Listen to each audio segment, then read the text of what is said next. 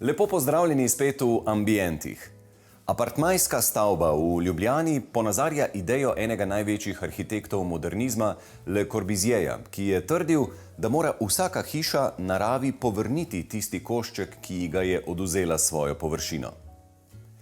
Objekt, ki smo ga posneli, se od drugih loči z zeleno streho in poleg lesa, ki je uporabljen v notranjosti in zunanjosti, poudari potreben stik z naravo.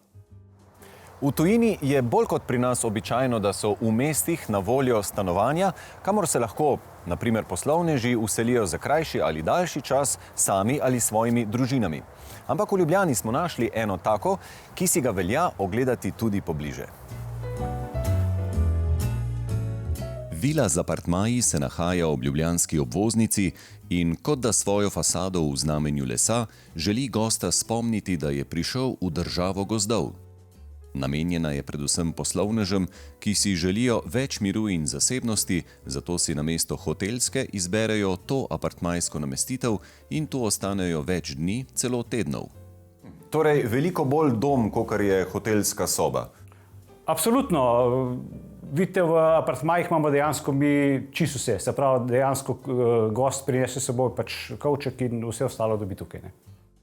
10 apartmajev je v celoti nadstandardno opremljenih, zato omogočajo kvaliteto hotelske namestitve in veliko več. In kakšni so kaj odzivi gostov iz tujine? Mislim, da od začetka, ko smo mi to štartali avgusta 2019, smo imeli dejansko hišo, bom rekel tako rekoč, skoraj polno. Takoj se nam je javil nek gost, ki je prišel celo z Kanade na projekt v Slovenijo za 5 mesecev, tukaj je vzel stanovanje. Moj sabo, bom rekel, neko specialno kolo in je po službi, ki jo je seveda pač zaključil v 3-4, se usedel na kolo in prerajžal celo Dolenjsko, Gorenjsko in skratka, mu je bilo zelo všečno. Pa verjetno ni čist značilno, da človek stopi ven na teraso, si skoraj v središču mesta, pa hkrati imaš pogled na lepe slovenske kozolce. Mislim, da je to kar redkost, ne? In jaz upam, da se, dejansko se te kozolci skladajo z drevjem v okolici, z zelenjem in ti da dejansko tak pristen občutek, da si seveda pač vedno v naravi, ne? Stik z naravo je iskal tudi arhitekt, ki je načrtoval stavbo. Medtem ko je od zunaj vizualno dokaj zadržana, uporaba lesa v notranjosti naznani bolj toplo zgodbo.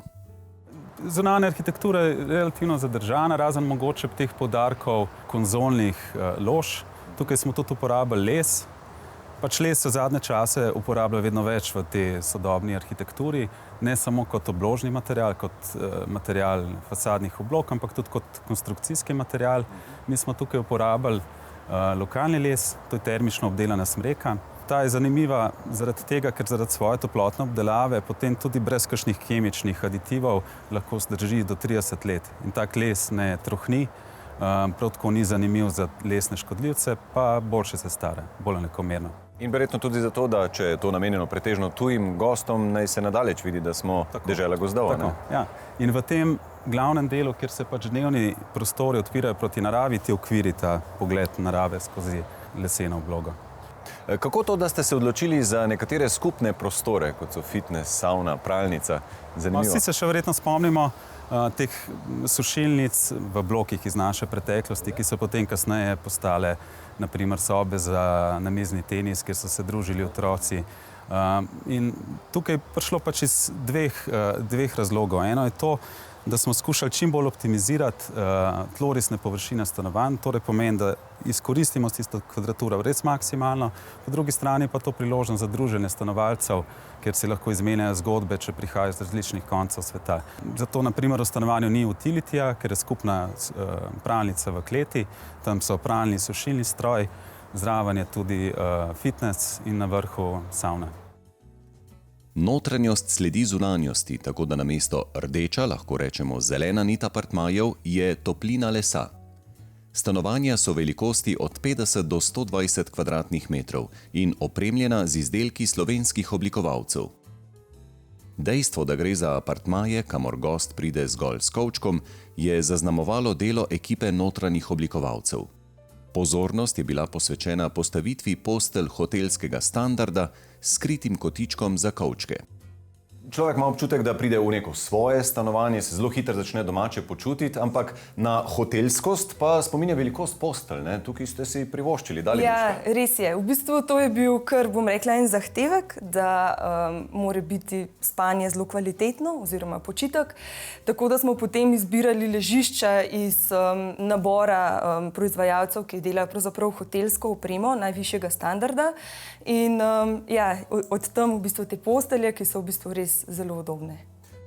Ogledalo v spalnici. Najprej sem pomislil, da je to malo za začimbo dogajanja noter, ampak vidim, da so na taki višini, da kot začimba tudi ne pridejo prav. Zakaj ste jih umestili? V bistvu, ja, včasih je bil kar majčken stereotip, da ogledala v spalnico ne sodijo. Se mi zdi, da zdaj v zadnjem času v oblikovanju pravzaprav ni več to taka tabu tema in jih kar v bistvu, bom rekla, umeščamo v spalnice.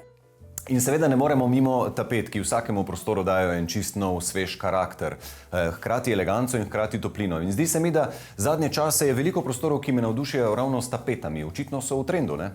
Ja, res je. Tapete so zelo v trendu, mi jih zelo radi uporabljamo v svojih interjerjih. Tukaj pravzaprav smo jih dajali kot poudarek in hkrati smo pravzaprav iz njih črpali barvne sheme.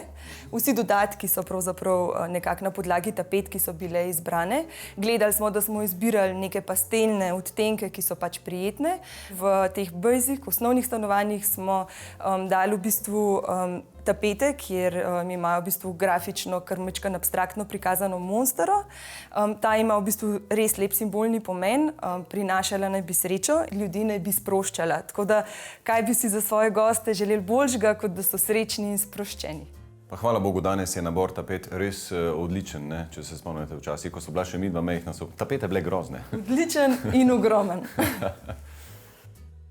Ravna streha ni več zgolj modni trend v arhitekturi, ampak jo celo predpisi narekujejo.